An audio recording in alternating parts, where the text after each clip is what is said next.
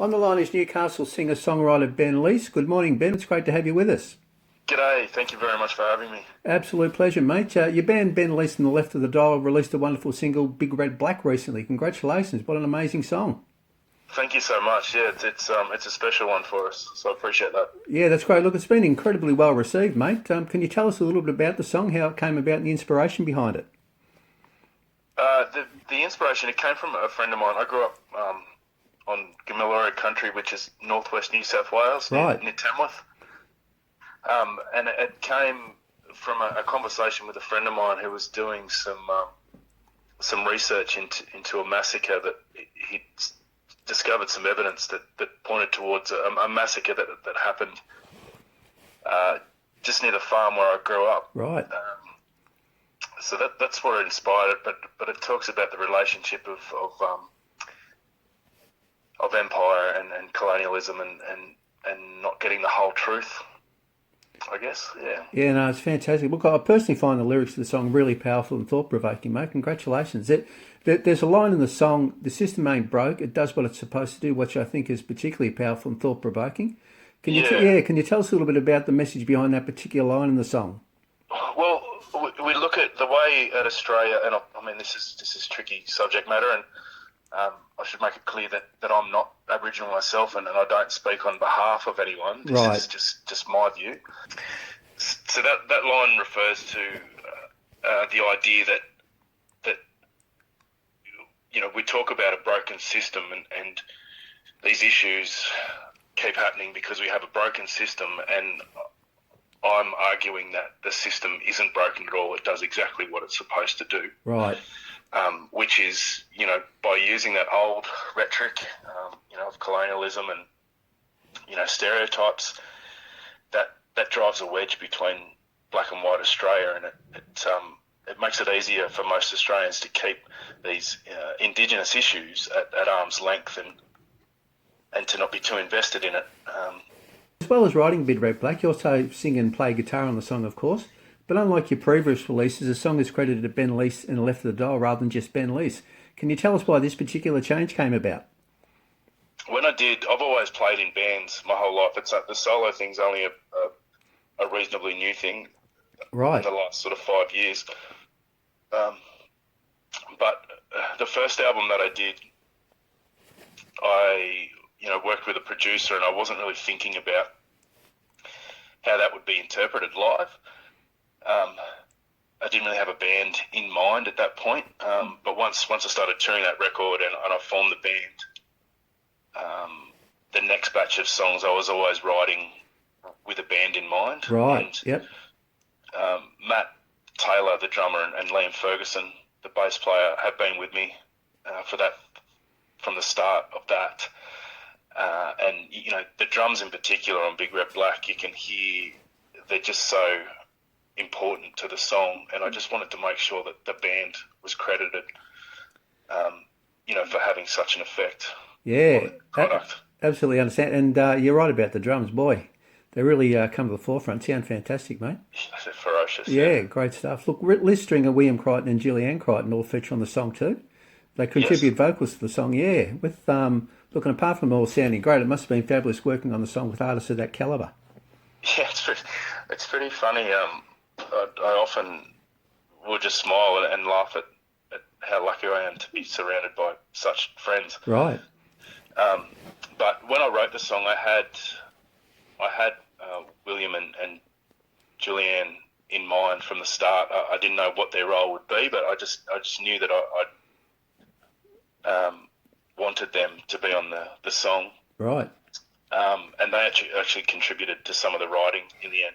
We thought the song was finished, and when it came to record their parts,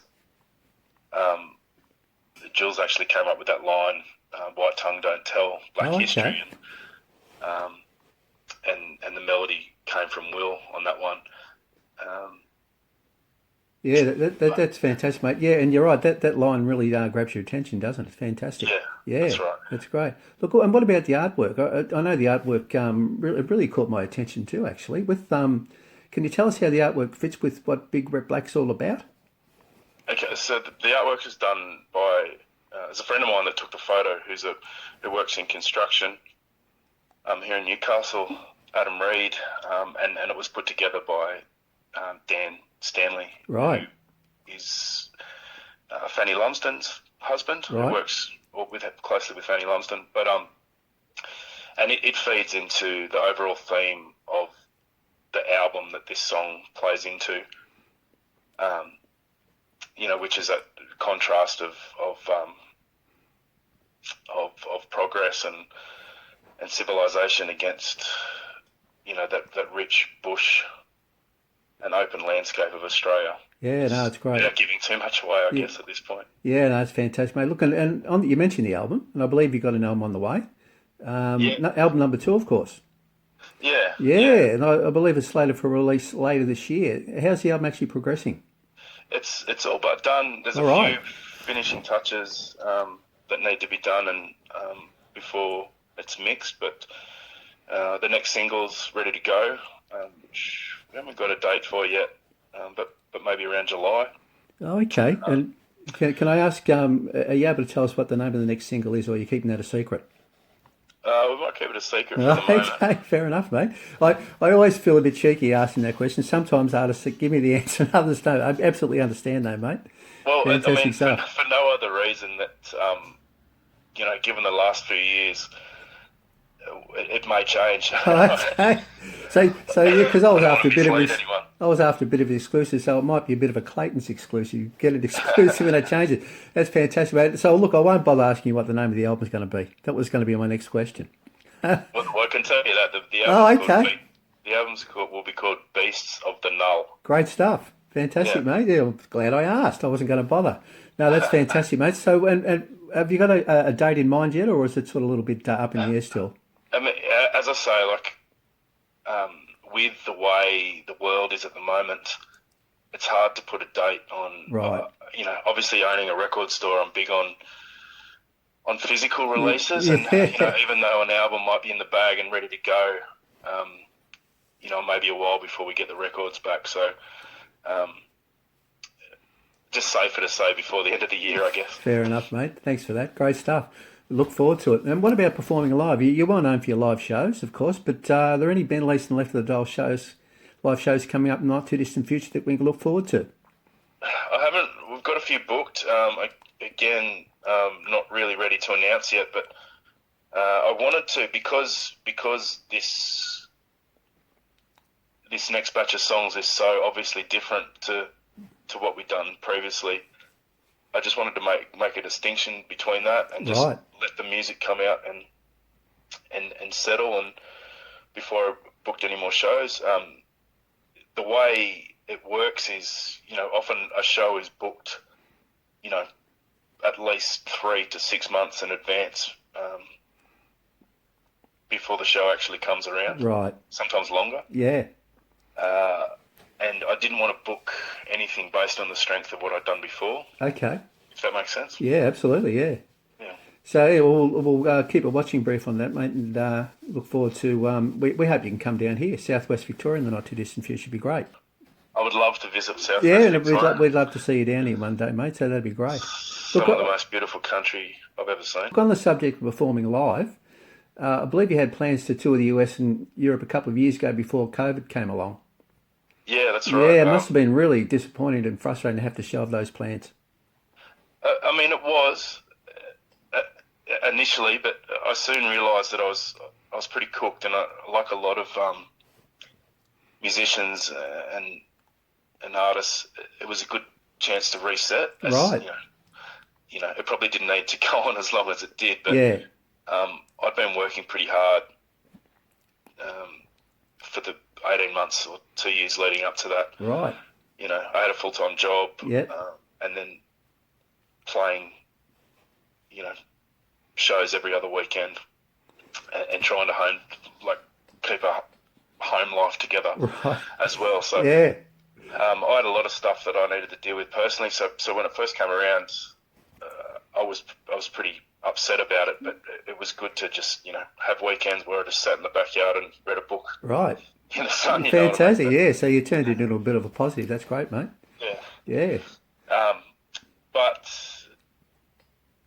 But yeah, obviously disappointing not to be able to go to the States, but it was the least of the things that Yeah. other people had to deal with. Yeah, absolutely. I understand. With look, but what about any future plans to tour overseas now that you're free to do so? You sort of thought about that, or is it still give it some thought later on?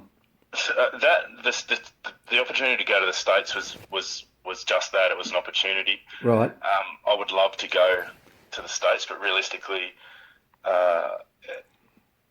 the financial and implications of that are pretty hard without any real presence over there. So I'm just going to try and do what I can here and try and build it.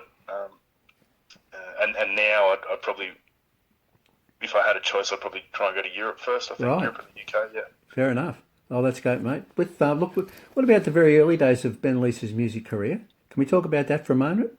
Yeah, absolutely. Yeah, look, can you tell us a little bit about the very early days for you, when and how it all started for you? Growing up, my dad played music and my mum loved music, so there was music that was always around. I had a couple of uncles that were really into music and influenced me as well. Yeah, you grabbed learnt the guitar and started to sing and all that, and it sort of just progressed from there from a young age. Yeah, I think that there was an early memory I've got where my dad,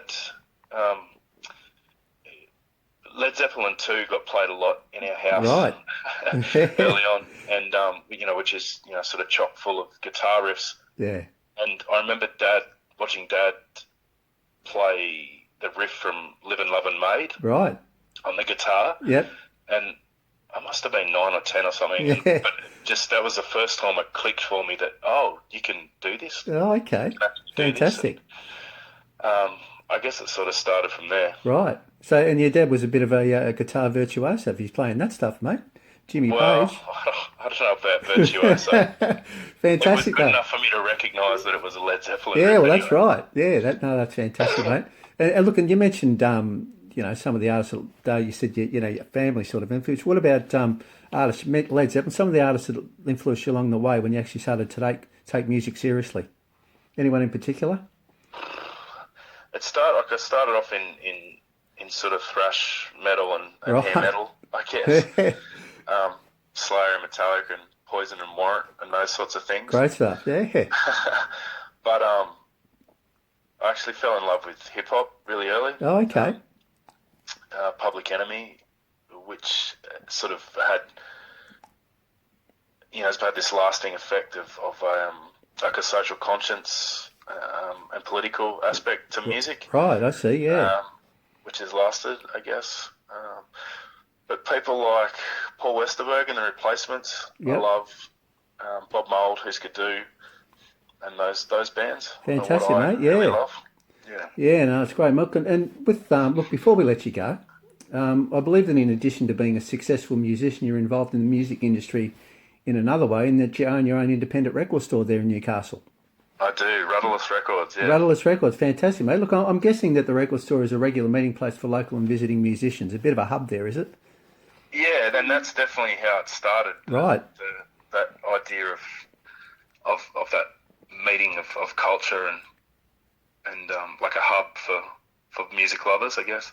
And it started with previously it was called the Edwards Shop, and it was owned by Chris Joannou of Silverchair. Right. And a guy called Chris Dunn, who was part of Waterfront Records. Right. Who, for those that don't know, a classic 80s Sydney record label that put out the Hard-Ons, Rat Cat, Tumbleweed. Great stuff, yeah. Bands like that, yeah. Fantastic.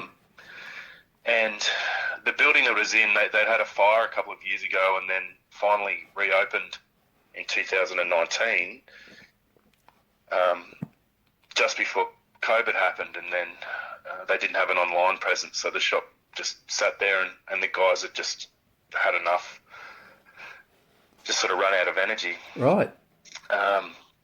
And yeah, when I didn't end up doing the tour to the States, I had a bunch of money sitting there, and the offer was made that, you buy the stock and we'll teach you how to run a record store, and here we are. Great stuff, mate. So, fantastic. With so I've got a sister up in Port Macquarie, so we're actually going up to we're going up there in September. I'll have to drop in, mate, on the way. Mate, drop in. I'll buy you a coffee, mate. That'll be fantastic. Look forward to it. Buy a bit of vinyl too. We actually have a lot of support from from people in Port Macquarie. So, Oh, great stuff, mate. Yeah. Fantastic. Look, thanks so much, Ben, for joining us today. It's been an absolute pleasure. my pleasure. Thank you so much for having me. And look, good luck with Bid Red Black. It's a wonderful song, mate. Thank you. I really appreciate that. And look, we're looking forward to the new album, which will be out later this year. Cannot wait. Fantastic. Me neither. Okay, mate. This will be the third attempt to make it. So, Oh, okay. Well, I'm sure it's going to be worth it, mate. Fantastic. So we'll have to catch up again soon. Thanks a lot, Ben. thank you very much. Okay, Cheers. mate. See you. Bye. Bye.